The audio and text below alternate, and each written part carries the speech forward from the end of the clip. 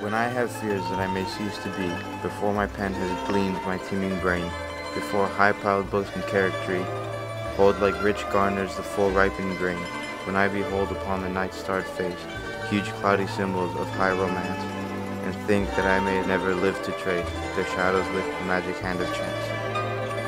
And when I feel, fair creature of an hour, that I should never look upon thee more, never have relished in the fairy power of unreflecting love, then on the shore of the wide world I stand alone, and think to love and fame to nothingness do so.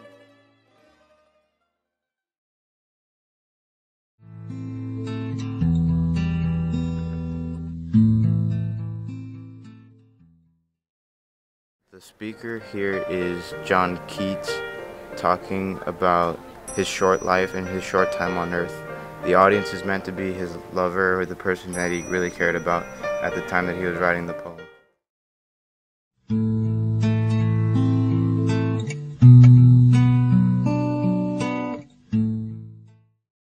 The situation is John Keats is dying and he's afraid that he won't be able to see his lover again. Setting is Rome, Italy in about the 1820s thereabout, and the central purpose is to talk about lost love and death and all that.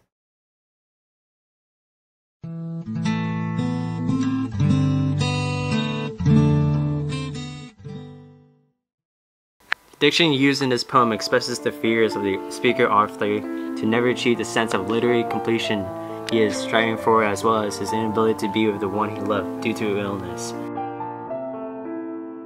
Here John Keats is expressing his fear of never becoming an accomplished writer. His pen is a tool to glean his brain, teeming with words and ideas. His books would hold the full ripened grain of his mind, that is his boundless creativity. And John Keats is reiterating his fear of death without fame. Ironically, John Keats only became famous years after his death. His fear of obscurity was realized, and then only after his fear was realized, he became famous years later. Here Keats introduces his longing for his love, as well as the fear that he should never see her again, as he was keeping alive his brother, Tom Keats, who had tuberculosis. Before he was murdered with a knife by tuberculosis, John Keats' poems was not well received by contemporary critics. Therefore, his fears were justified, as he died with few admirers of his work.